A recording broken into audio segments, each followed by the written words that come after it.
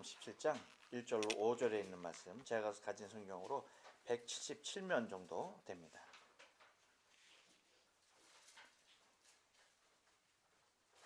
요한복음 17장 1절로 5절 말씀을 제가 한 절, 여러분이 한 절에서 교독합니다. 예수께서 이 말씀을 하시고 눈을 들어 하늘을 우러러 가라사대 아버지여 때가 이르렀사오니 아들을 영화롭게 하사 아들로 아버지를 영화롭게 하옵소서. 아버지께서 아들에게 주신 모든 자에게 영생을 주게 하시려고 만민을 다스리는 권세를 아들에게 주셨음이로다. 영생은 곧 유일하신 참 하나님과 그의 보내신 자 곧 예수 그리스도를 아는 것이니이다. 아버지께서 내게 하라고 주신 일을 내가 이루어 아버지를 이 세상에서 영원하게 하였사오니. 같이 씁니다. 아버지여 창세전에 내가 아버지와 함께 가졌던 영화로서 지금도 아버지와 함께 나를 영화롭게 하옵소서. 아멘. 예, 오늘 요한복음 17장 1절로 5절에 있는 말씀 가지고 때가 이르렀사오니 라는 제목으로 말씀을 전합니다. 우리가 같이 한번 인사합니다. 옆 사랑하시 하시고 앞뒤 사랑하시 하시고 또한 사랑하는 가족들과 인사하실 때 지난 한 주간 동안 평안하십니까? 인사합니다. 한 주간 동안 평안하십니까? 평안하십니까? 평안하십니까? 어느덧 2022년도가 시작되었는데 벌써 1월이 다 갔습니다. 이제 내일이면 1월의 마지막 날이 되고 또 이제 그 다음 날이면 우리가 설이 되죠. 음력으로 구정이 되어지는데 이제 누가 뭐래도 2022년을 우리가 확실히 발을 내딛게 되는 순간이 아닐 수가 없습니다. 시간이 이렇듯 여러분 쉼 없이 빨리 흘러가는 것을 우리는 우리의 삶을 통하여 바라보게 되어지죠. 세 달력을 딱 봤을 때 참 많이 벅찼었는데 어느덧 한 달이라는 시간이 흘러가는 모습을 볼 때 참 빠르다라는 시간을 느끼게 됩니다.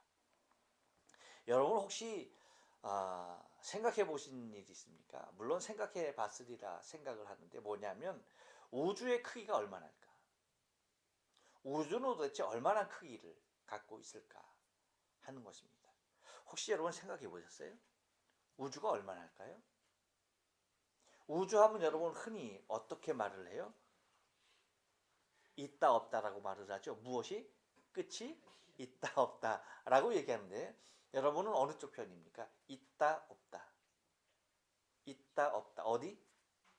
있다 없다. 어디? 죄송해요. 얘가 여기 일본인데 일본을 제가 생각해야 돼. 있다 없다 말할 수 없다. 삼각. 이걸 내가 빼먹었네. 다 여러분도 다 삼각형이에요? 그래요? 예. 배운 것을 통해서는 끝이 없다라고 배웠는데 우리의 생각에는 그런 것 같지는 않은데 도대체 무엇일까? 고민되겠죠? 근데 여러분 우주의 끝을 가본 사람이 있어요? 없어요? 없지요. 우주의 끝을 가본 사람이 없으니까 끝이 없다. 또한 끝이 있다 라고 말할 수 있을까요? 중요한 것은 우리가 기억해야 할 것이 있어요. 아무리 커도 우주가 아무리 크다 할지라도 우리가 측량을 못할 뿐이지 일정한 크기로 존재한다는 거예요. 무슨 말씀인지 아시죠? 곧 이 땅에 피조물로서 자리하는 것은 그 어느 것도 무한한 것이 있을 수가 없어요. 만들어진 모든 것은 다 유한한 것입니다. 영원한 것, 무한한 것은 단 0.0001도 존재하지 않는 것이 피조물의 세계예요. 그것이 우리가 사람의 능력과 범위에서 측량할 수 없고 상상할 수 없을 뿐이지 그렇지만 그것을 만드신 창조하신 창조주의 모습에서는요, 모든 것이 다 뭐예요? 한정적이라는 사실이에요. 오직 무한한 것은 하나님 한 분이세요. 영원한 것도 하나님 한 분이시고 무한한 것도 오직 하나님 한 분이신 거예요. 그렇기 때문에 이 세상, 이 우주가 아무리 크고 넓다 할지라도 그것은 유한한 것에 불과한 것입니다. 여러분, 이렇듯 우주가 유한한 것임에도 불구하고 우주의 그 끝을 헤아리지 못하는 것은 무엇을 의미하는 것입니까? 다른 것 아닙니다. 창조주 하나님께서 어떠한 분이신지를 우리에게 조금 정도 알게 하는 힌트에 불과한 것이에요. 수없이 많은 하나님 당신을 나타내시는 여러 가지 만물 중에, 그렇죠? 만물 중에 하나님 당신을 나타내는 요소들이 얼마나 많은지 몰라요. 근데 그 우주라고 하는 것도, 우리가 속해 있는 우주라고 하는 것도 우리가 측량할 수 없고 가보지도 못하고 정말 뭐 빛의 속도로, 그렇죠? 빛의 속도가 1초에 지구를 7바퀴 반 돈다고 하는데 그렇게 어마어마한 숫자, 그런 광년이라고 하는 빛의 속도로 날아간다 할지라도 뭐 몇십 광년, 몇백만 광년을 날아가야 어떠한 별이 있다라고 하는, 이렇게 정말 상상도 못할 엄청난 큰 이 우주 공간임에도 불구하고 그것은 뭐라고요? 하나님 당신이 어떠한 존재이신가를 우리 인생으로 하여금 알게 하시는 매우 작은 한 일부분에 불과하다는 사실을 우리는 기억해야 돼요. 곧 하나님께서는, 당신은 영원으로 존재하시는 분이에요. 그래서 알파와 오메가라고 말씀하시는 이유가 다른 데 있는 것이 아니에요.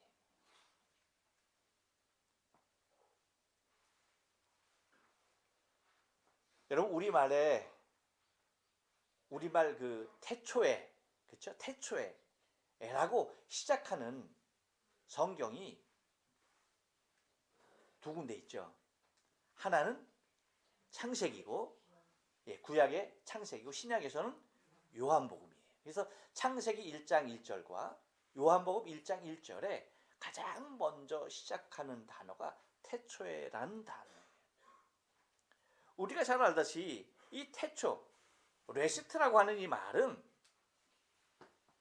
창세기 1장 1절에서 말하는 태초라는 말은 어떤 태초를 말합니까? 태초에 하나님이 천지를 창조하시니라 라고 하는 것은 곧 이 세상에 하나님께서만이 뭐예요? 하나님께서 만드신 모든 만물의 시작을 알리는 시각을 말하는 것이고, 또한 요한복음 1장 1절에서 말하는 태초에 말씀이 계시니라, 이 말씀을 하나님이 함께 하셨고 이 말씀은 곧 하나님이시라라고 하는 이 태초는 무엇을 얘기하는 겁니까? 영원이죠. 영원에서 영원에 이르게 하시는 하나님에게만 속한, 인간으로서는 헤아릴 수 없는 영혼에 속한 시간을 의미하는 것입니다. 곧 이 세상의 모든 시간들, 하나님께서 천지를 창조하심부터 지금에 이르기까지 모든 시간들은 하나로 계속해서 이어져 내려오고 있다는 사실을 우리가 기억해야 합니다. 계속해서 뭐예요? 연결되어져 있다라고 하는 거죠. 곧 창조의 첫 시간부터 시간의 마지막에 이르기까지 모든 세대와 세대를 넘어서 모든 것이 하나로 다 연결되어져 있다는 것입니다. 단지 우리의 생명은 어느 한 부분에 해당하는 시간에 머무르면서 우리 조상들의 시간과 앞으로 우리의 후손들의 시간, 그렇죠? 조상의 세대와 후손의 세대를 잇는 세대로서 한 시대를 열어가고 있는 것이 지금 우리의 인생의 모습인 것입니다. 근데 여기에는 지금 내가 속한 이 인생의 이 여정 가운데 있는 이 시간상에는 타락과 창조와 타락, 그렇죠? 그리고 구원과 성화의 과정이 모두가 다 담겨져 있다는 것입니다. 그래서 이것을 일명 무엇이라고 얘기하는 거니? 세상이라고 얘기합니다. 곧 하나님께서 창조하신 것과 타락한 것과 그리고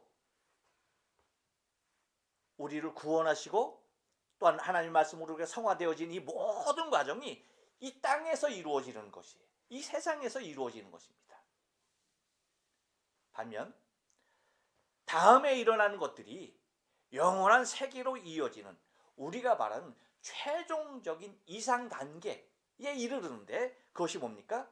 여기에는 또한 두 가지가 자리하는데 심판과 영화라는 것이 자리합니다. 이것은 영원한 세계에서의 궁극적인 포지션을 얘기하는 거예요. 심판의 자리냐, 영화의 자리냐. 이 모습을 우리가 잘 기억을 해야 합니다. 그래서 내가 이 땅에 비록 속해서 하나님 앞에 구원받은 자로서 성화의 과정을 이뤄가지만 이것이 이 땅에서 이룰 수 있는 우리의 최종적인 단계이지만 우리가 바라는 세상은 그 단계가 아니라 그 다음에 오는 영화의 세계, 곧 하나님의 나라에서 살아가는 궁극적인 시간을 우리는 사모하면서 기다리는 것입니다. 그런데 이 말씀에 대하여서 주님께서 우리에게 오늘 본문을 통하여서 의미 깊게 말씀을 해주시는 것을 우리가 발견하게 되는데 오늘은 특별히 요한복음 17장 1절 5절을 우리가 본문으로 읽었지만 1절 중반절 말씀까지만 우리가 좀 생각하면서 은혜를 좀 나누기를 원하는데요. 그 중에 가장 먼저 하시는 첫 번째 하시는 말씀이 뭐냐면 1절에서 예수께서 이 말씀을 하시고라고 말합니다. 이 말씀을 하시고 어떤 말씀인가요? 이 말씀을 하셨는데 도대체 어떤 말씀을 하신 거예요? 이것은 우리가 잘 알다시피 지금 이 말씀을 하시고라고 하는 이 말씀은 다른 것이 아니라 요한복음 13장부터 시작해서 16장까지 곧 지난주까지 보았던 내용을 담고 있는 거예요. 어디서부터 어디까지라고요? 요한복음 13장부터 어디까지? 16장까지에 해당하는 말씀이 곧 예수께서 이 말씀을 하시고라고 하는 것이 요한복음 13장부터 16장까지 지난주까지 드렸던 말씀의 내용인 것입니다. 그래서 제가 도대체 이 말씀을 언제부터 전했는가라고 제가 좀 이렇게 쭉 찾아봤어요. 설교 이렇게 메모하는 걸 쭉 찾아봤더니 작년 2021년 6월 마지막 주부터 말씀을 전했더라고요. 그것이 곧 요한복음 13장의 말씀을 13장 처음에 있는 처음부터 전한 것이 뭐냐? 6월 마지막 곧 6월 27일이더라고요. 그래서 지금까지 약 한 8개월간 말씀을 드린 것이 주님께서 말씀하신 이 말씀을 하시고라고 하는 부분이 지난 8개월간 여러분과 주일날 나눴던 말씀인 것입니다. 그런데 이 말씀은 제가 여러분에게 분명히 처음에 드리면서도 말씀을 드렸지만 어떤 변화가 있었느냐 하면 예수님께서 12장까지는 어떻게 복음을 전하셨어요? 대중적으로 회중에게 불특정 다수의 수없이 많은 무리들에게 예수님께서 뭐 했습니까? 하나님의 나라 천국 복음을 전파하셨습니다. 수없이 많은 기적들을 통하여서 수없이 많은 자들에게 당신이 그리스도 예수인 것을 나타내 보이셨고요. 그들에게 이렇게 대중적으로 말씀을 전하신 것이 어디까지라고요? 12장까지야. 12장까지고 그래서 13장부터는 사역이 조금 바뀌셨다라고 말씀을 드렸는데 그것이 뭐냐면 이제 이 군중을 향하여서 대중전도를 하신 예수님께서 이제는 뭐예요? 그것을 제자 중심으로 제자들에게 집중하셔서 말씀하신 부분이 바로 뭐예요? 13장부터 16장까지의 말씀이에요. 근데 여러분 이것이 이렇게 말하니까 이 기간도 굉장히 긴 것으로 생각하시면 절대 안 되는 거예요. 절대 안 됩니다. 뭐냐면 이 12장부터요. 마지막 끝나는 요한복음이 끝나는 21장이 끝나는 그 순간까지 며칠간의 말씀이에요? 일주일간의 말씀이에요. 일주일간. 예루살렘 성에 승리의 입성을 하시죠. 예수님께서 나귀를 타고 입성하시죠. 그것이 주일이었어요. 주일. 그리고 예수님께서 집중적으로 제자들에게 말씀을 전하는 그 사역이 전환되어서 말씀을 하시는 것이 뭐냐 하면 수요일, 목요일에 해당하는 말이에요. 특별히 지금부터 나오는 말은 다 뭐예요? 목요일 날 만찬 때에 주님께서 제자들에게 한 날 전하신 말씀이 그게 다라는 거예요. 무슨 얘기인지 감이 잡히시죠? 그런데 우리가 그러한 예수님의 사역적인 모습을 우리가 구분해 보면 대중적인 사역, 그 다음에 제자들에게 집중하는 사역, 그렇게 나누고 이제 오늘 본문을 통하여서 또 하나 세분하게 나눠지는 것이 이제는 뭐예요? 제자들에서 누구에게까지? 이제는 하나님을 향하여서 집중되어지는 그 모습을 이제 17장부터 나타내 보여지고 있는 것이라는 겁니다. 그러니까 이 말씀은 예수님께서 예루살렘 성에 입성하셔서, 그러니까 주일날 입성하셔서 후에 목요일에 이르기까지 하신 말씀을 기록하고 있다라고 하는 것. 그래서 오늘 본문의 시작은 뭐예요? 17장까지가 모두 언제 말씀하신 것이다? 목요일에 말씀하신 것이. 그것을 여러분이 내리에 먼저 기억을 하시면 굉장히 좋겠다는 겁니다. 그래서 예수님이 그렇게 사역의 변환이 있으니까 굉장히 긴 시간을 가지고 그렇게 사역하셨다라는 얘기가 아니라 뭐예요? 사역 성격적으로 나눴을 때 그렇게 기간이 아닌 사역적인 성격을 나눴을 때 그렇게 구분할 수 있다는 겁니다. 그러니까 우리가 지금까지 8개월에 걸쳐서 말씀을 묵상해 왔지만 이것이 다 뭐예요? 8개월이라고 하는 긴 시간에 걸쳐서 말을 했지만 뭐예요? 다 그렇죠. 한 날 말씀하신 한 날. 하루에 말씀하신 것을 우리가 뭐 하는 겁니까? 지금 나누고 있는 것이에요. 그래서 17장까지 나누는 말씀이 다 뭐예요? 한 날에 말씀하신 것을 우리가 바라보게 되는 것입니다. 근데 여러분 봐요. 요한복음이 21장으로 우리가 구분되어져 있죠. 이 21장 말씀 중에 무려 5장. 그래서 13장, 14장, 15장, 16장, 17장. 이 5장을 할애하는 것을 바라보게 되죠. 5장을 할애하는 것이 하루에 하신 말씀. 그것도 특별히 13, 14, 15, 16 이 4장은 다 뭐예요? 제자들을 향한 사역적인 측면에서 말씀해 주신 것이라는 거예요. 그러니까 특별히 목요일날 성만찬을 통해서 말씀하신 부분을 매우 비중 있게 기록을 하고 있는 것이 요한의 모습이에요.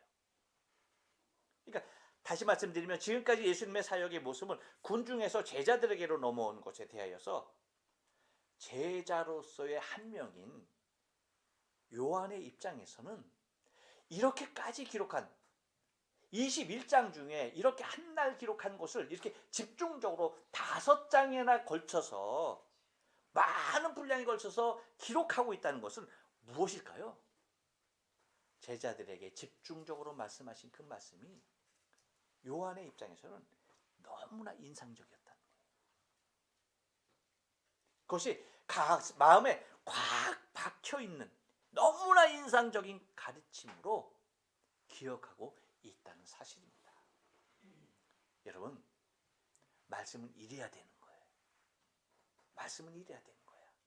뭐냐면 말씀은 여러분 언제나 나 자신에게 오는 것이 돼야 되는 거예요.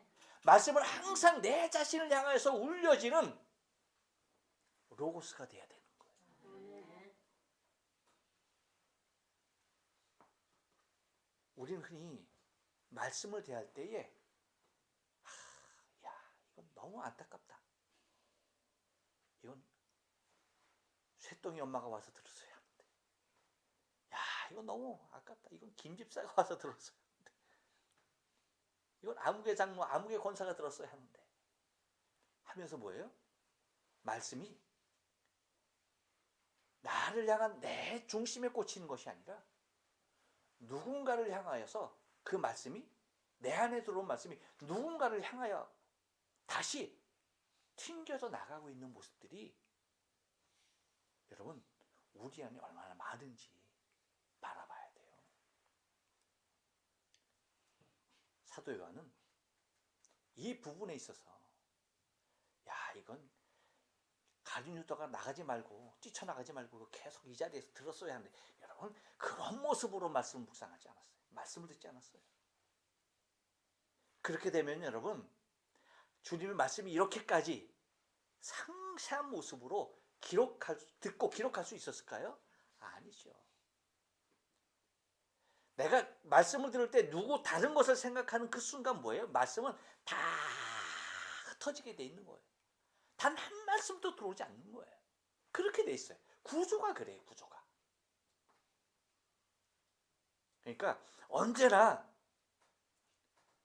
말씀은 내 안에 들어오는 말씀이어야 돼. 아멘. 그래서 여러분 요한은 이렇듯 예수님께서 하신 말씀이 자신의 심령 가운데 그대로 살아서 이후에도 여러분 한번 보세요. 이 요한복음을 기록한 이후에 요한이 또 말씀을 기록하죠. 그것이 뭡니까? 물론 다 뭐예요? 서신이지. 요한 1, 2, 3서지만 뭐예요? 무엇을 말하는 겁니까? 예수님께서 말씀하신 그 말씀이 자신의 심령 가운데 지금도 막 살아서 움직이고 있었기에 그 요한 1, 2, 3서를 통해서 예수님이 말씀하신 그 사랑을 기반으로 해서 주옥 같은 서신을 남기게 된다는 사실이에요. 놀라운 일입니다.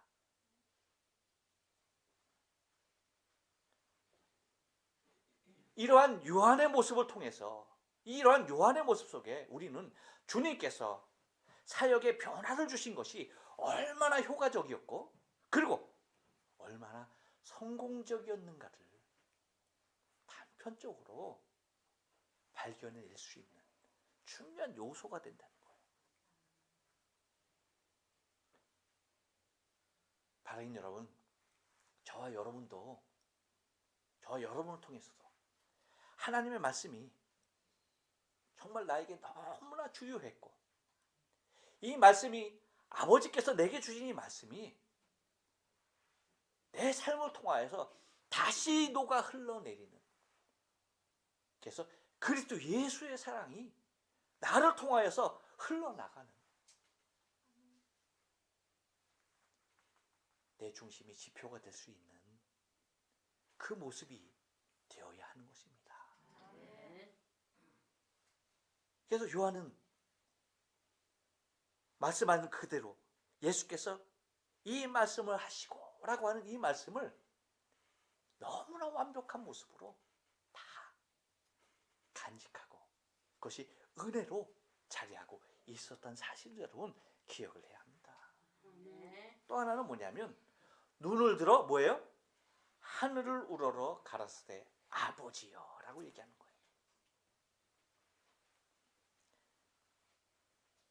여러분 말씀드렸죠? 오늘 본문부터는 이제 뭐예요? 제자들 중심에서 누구에게 또 전환된다? 그렇죠. 하늘 아버지를 향하여서 당신의 모든 초점이 바뀌어요. 그것이 이 17장에서 나타나는 모습이에요. 기도죠, 기도. 그래서 하늘의 아버지를 향하여서 집중하시는 모습을 우리는 계속해서 이제 이 17장을 통하여서 계속 묵상하게 될 텐데요. 곧 이제 무리에게서 제자에게로, 이제는 또 왜 제자에게서 누구에게로? 아버지에게로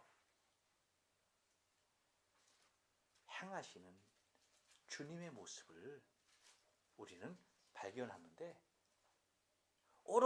지금은 오로지 아버지를 향하는 때인 것을 눈을 들어 하늘을 우러러 바라보고 계시는 모습을 통해서 우리는 발견하게 된다는 거예요. 여러분, 이 말씀을 통해서는요, 정말 우리에게 중요한 정보를 제공해 주고 있는 것이에요. 저희 교회에 그 집사님 한 분, 우리가 아시는 분이니까 이름을 얘기해도 되죠. 유연정 집사님이라는 분이 계셨어요. 이분이 굉장히 성격이 와일드합니다. 여자 집사님인데 성격이 보통이 아닙니다. 너무나 강해요. 얼마나 강한 분인지 몰라. 근데 이분이 교회에서 열심히 그 제자 훈련을 저한테도 받고, 그래서 정말 강력한 군사가 된 사람 중에 한 분입니다. 그런데 이분이 어느 날 저한테 딱 와서 하시는 말씀이에요. 뭐라고 말씀하시지 않습니까? 목사님, 저는 이제 이 교회를 떠납니다. 이유는 더 이상 비전이 없기 때문입니다. 라고 하면서 딱 말할 정도면 여러분 보통 분 아니죠? 그렇죠? 대단하신 분이에요. 정말 대단한 분이에요. 그래서 그러냐? 그럼 제가 어떻게 했어요? 가지 마오, 가지 마오. 라기보다는 그렇습니까? 그러면 기도하죠. 하고서 기도하고 보내드렸어요. 그래서 이제 또 나름 당신의 그 열정을 불태면서 열심히 이제 신앙생활을 하셨죠. 근데 우리 그 유집사님에게 물론 이제 다 합력하여 선을 이루신 하나님의 또 놀라운 세미한 섭리죠. 언제가 소식이 들려왔는데 그 몸에 이 알러지 반응이 일어났는데 이제 가려움증이 일어났는데 이 가려움을 없애줄 약을 찾지를 못하는 거예요. 근데 이 가려움 정도가 어느 정도냐면 그 유지사님이 얘기하는 그대로 표현을 든다면요, 도로에 큰 덤프가 트럭이 하면 거기에 그냥 내 머리를 집어넣고 싶다는 거예요. 그 정도로 가려워서 견딜 수가 없는 거예요. 그래서 이 약 저 약 다 아무리 찾아봐도 맞는 약을 찾지 못한 거예요. 그래서 이제는 더 이상 이제는 안 되겠다 싶어서 이제 거의 포기한 거죠. 근데 어느 날 연락이 왔어요. 목사님, 한번 오셔서 예배를 한번 드려줬으면 좋겠대요. 이제 지금 이제 출석하는 교회가 있었으니까 그러면 담임 목사님하고 얘기를 다 했대요. 성도들하고도 다 얘기하고 담임 목사님도 오실 텐데 목사님 말씀 그리고 기도 받고 싶다고. 그래서 마지막으로 이제 저한테 이제 부탁을 하는, 이제 그리움이 뭔가 있었겠죠. 하여튼 그랬어요. 그래서 거절할 수 없는 모습이죠. 그래서 갔어요. 물론 거기 가서 여러분 제가 어떤 말씀을 여러분 전했겠어요? 여러분 그 상태에서 어떤 말씀을 전해야지 됐을 것 같아요?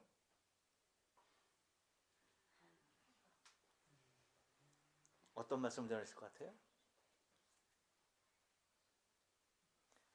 하나님이 치료해 주실 것이다. 용기 내라. 힘내라. 어떤 거요? 여러분, 준비하라 그랬어요.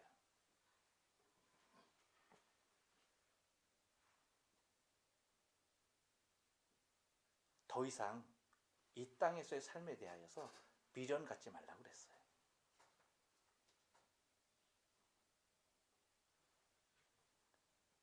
하나님께서 부르시는 그 부름이라면 당연히 그 부름에 응하여야 한다라고 말씀을 드렸어요. 치료해 주세요. 낫게 해 주세요. 하나님이 그렇게 해줄 줄로 믿습니다. 라고 말하지 않았어요.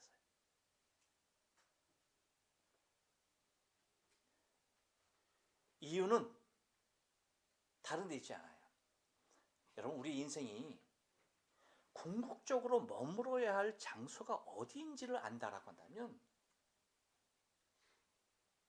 그 장소를 대하여서 말해주는 것이 타다시한 거예요. 그게 바른 거예요. 만약에 우리 인생이 이 땅에서 머무는 것이, 이 땅에서 더 오래 사는 것이 우리에게 주어진 삶의 모습이라고 한다면 당연히 그래야죠. 여러분, 집사님 그 당시만 해도 젊은 애들 아직도 어린 애들이에요. 소학교에 다니는 애들이에요. 딸내미 둘이가. 그럼 남편이 김현우 집사님 어때요? 혼자 그 아이들 너무나 부담되는 삶이에요. 그런 거 왜 없었겠어요? 하지만 중요한 건 궁극적인 인생의 자리가 어디냐. 이것이 중요한 거죠. 이것이.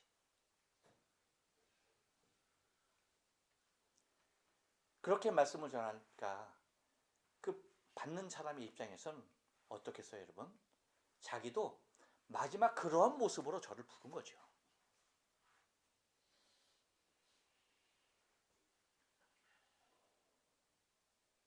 그 말씀에 대하여서 그대로 다 받고 그렇게 준비한 거예요. 그러니까 하나님께서 기적적인 모습으로 마지막 투약한 것이 그 예배 중에 잠깐 갔다가 왔어요. 다시 그 약 때문에. 갔다 온 그 약이 그 집사님의 알러지에 정확하게 반응을 한 거예요. 여러분, 그래서 이제 다 모든 것을 포기하고 이제 죽을 날만 기다려야 했던 그 순간에서 일주일 만에 퇴원을 합니다.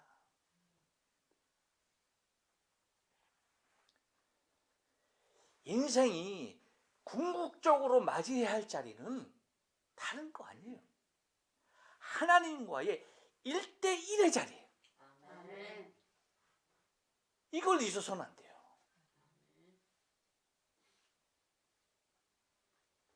주님은 이 자리를 너무나 명확하게 기억하고 계셨어요.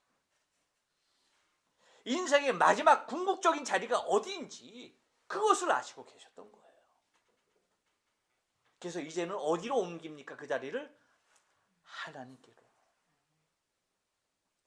기도의 자리죠. 기도의 자리. 하나님과의 1대1의 자리로 옮기는 것을 바라보게 되는 겁니다. 이것이 우리가 서야 하는 매일매일의 자리예요. 이것이 저와 여러분이 서야 하는 매일매일 서야 하는 마지막으로 서야 하는 그 자리인 것을 잊지 말아야 돼요.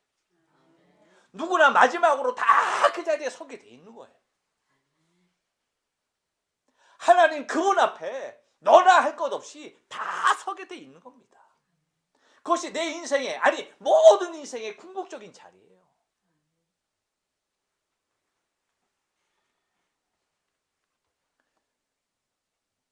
주님은 그 자리를 향하여서 당신의 눈을 돌리십니다. 아직도 세상에는 수없이 많은 영혼들이 구원되어야 하죠. 구원받아야 할 많은 영혼들이 있죠. 아직도 제자들은 미흡하죠. 하지만 지금은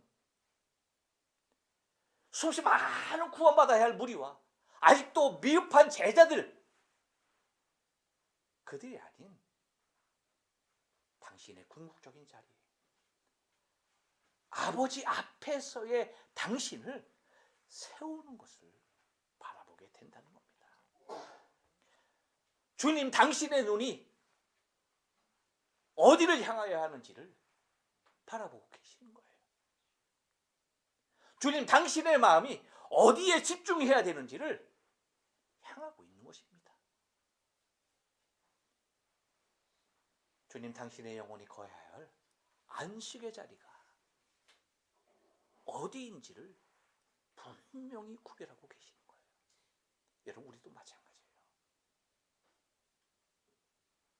나의 눈이 가는 곳, 나의 마음이 집중되는 곳, 내 영혼이 안식할 곳이 어딘지 분명하게 기억해야 합니다.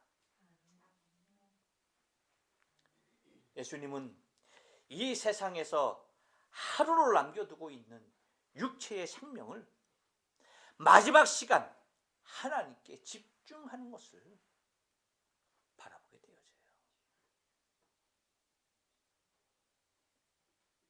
그 마지막 시간을 집중해서 하나님께 기도하는 것을 보게 되는 것입니다. 여러분, 우리 인생도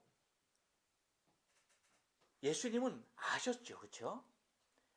당신이 오늘이 마지막 삶이라는 것을 아셨죠. 여러분, 그렇다면 우리는 오늘이 마지막 삶이 아닌가요? 내 삶은 오늘이 마지막 삶 아닌가요?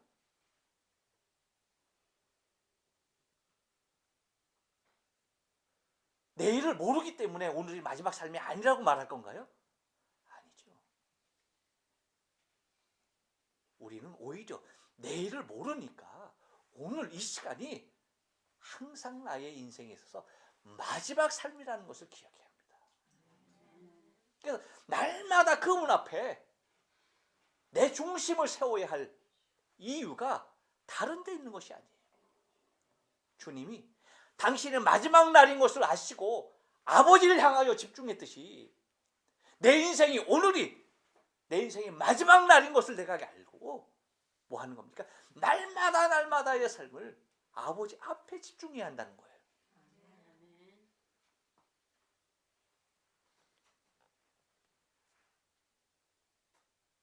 그런데 여러분, 한번 보세요. 예수님께서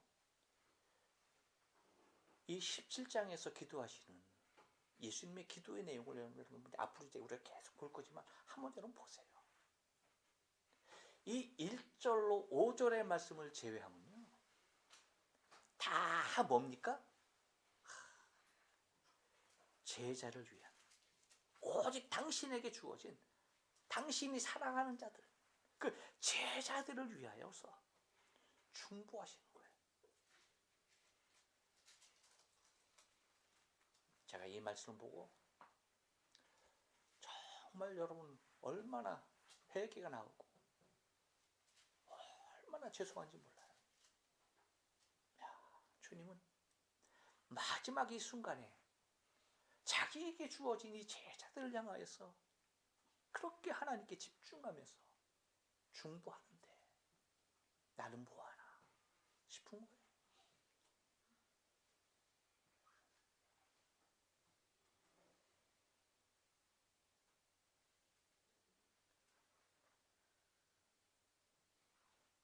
주님의 마지막 기도가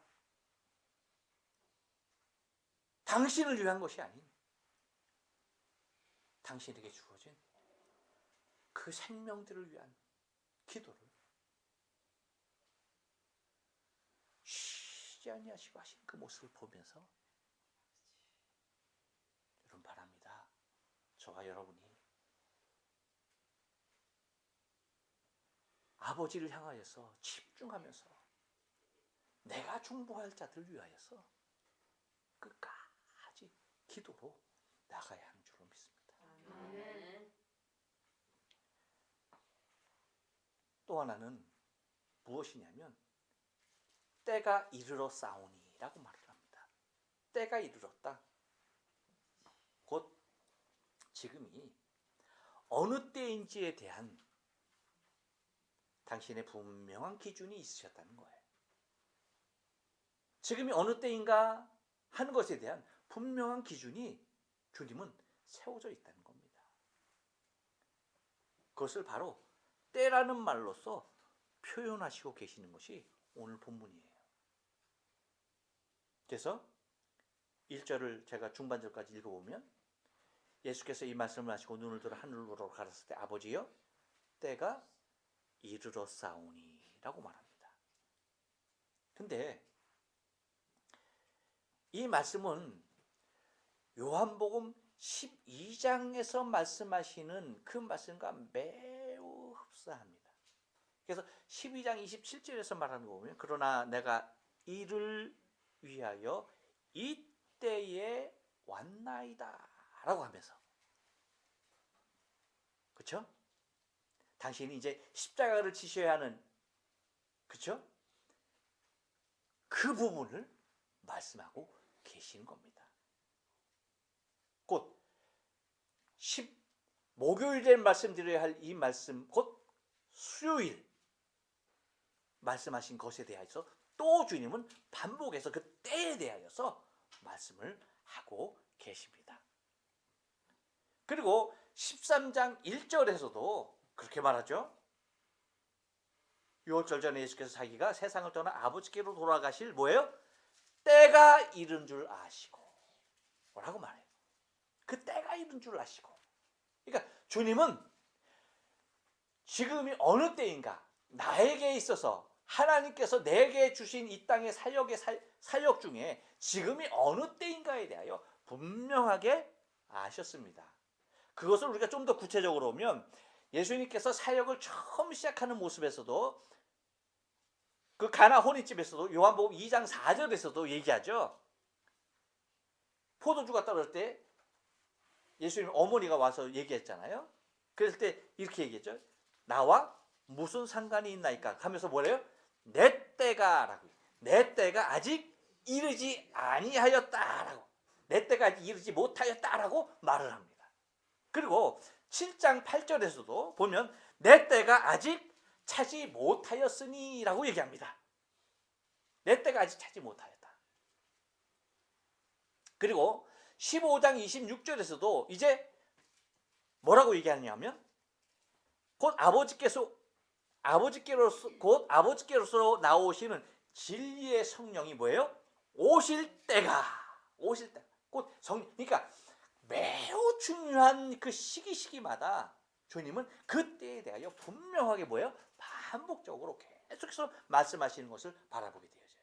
그런데 여러분, 이것뿐만 아니라 특히 지난주까지 우리가 보았던 16장에서는 이 때를 더 강조하는 말을 집중적으로 하고 있는 것을 우리는 발견하게 된다는 거예요. 물론 다른 장에서도 여러분 유독 이 때에 대해서 굉장히 많이 여러 번 반복돼서 언급되고 있어요. 하지만 16장에서는 특별히 이 때를 더 강조해서 말하고 있는 것을 찾아볼 수가 있는데, 16장 우리가 지난주까지 본 16장의 말씀 보면 2절에서 보면 뭐예요? 때가 이르면이라고 얘기합니다. 4절에서는 뭐예요? 그때를 당하면이라고 얘기합니다. 21절에서는 뭐예요? 그때가 이르렀으므로라고 얘기해요. 25절에서는 뭐예요? 때가 이르면, 또 32절에서 뭐라고 말합니까? 때가 오나니라고 얘기해요. 이렇듯 때가 이르렀다라는 이 말에 대한, 이 때에 대하여서 주님은 계속적으로 강조하시는 모습을 발견하게 됩니다. 그렇다면 이 때는 도대체 어떤 때일까요? 다른 때가 아니죠. 십자가 구속의 날인 것입니다. 흑암의 세력, 원수들의 모든 영향력을 다 끊어버리는 날, 그리고 죄와 허물로 아무런 소망이 없었던 인생을 향한 구원이 주어지는 날, 그리고 인생의 소망의 길이 열리는 날, 진정한 소망, 곧 하늘문이 열리는 날이죠. 그리고 인간과 하나님과의 단절의 아픔이 사라지는 날, 그 날이 바로 십자가 구속의 날, 그때를 말씀하시고 계시는 겁니다. 또 뭡니까? 그때가 이르렀다는 말이 뭐예요? 아버지께서 주신 사명을 이루는 날이라는 사실이에요. 곧 계획하신 일을 이루시는 날. 그래서 달려갈 길의 그 마지막 날, 열심히 그 사역을 향해서 열심히 달려가는 그 마지막 날. 그리고 뭡니까? 아버지께로 돌아가시는 날. 주님께서 늘 반복적으로 내가 아버지께 가야 한다, 가야 한다, 가리니. 그쵸? 그 말, 그날 곧 뭡니까? 저와 여러분에도 궁극적인 날이죠. 궁극적인 날. 절대 기대의 날. 아버지께로 돌아가는 날. 이 땅에서의 마지막 날. 할렐루야. 그리고 이 땅에서는 구원받은 이후에 계속해서 이루어지는 것이 뭐예요? 끝까지 가도 이루어지는 것이 뭐예요? 성화예요. 성화. 하지만 이제는 성화에서 뭐예요? 영화로 이르는 날. 할렐루야. 그날인 것입니다. 그때가 이르렀다고 말씀하십니다. 바라긴 저와 여러분의 인생의 삶 가운데 주님께서 말씀하시는 때가 이르렀사오니 라고 하는, 지금 내 인생의 가장 합당한 때가 지금이 주님께서 나에게 무엇을 요구하시는 때인지에 대한 분명한 정체성을 여러분 회복하시고, 우리가 궁극적인 그날을 날마다 바라보면서 하나님 앞에 늘 집중하면서, 그리고 하나님 말씀에 대하여 또한 늘 집중하면서 주님 오시는 그날까지 우리에게 주어진 아름다운 사명들을 잘 감당하여서 잘해서 칭찬받는 저와 여러분 되시기를 주님의 거룩하신 이름으로 축원합니다. 기도하십니다.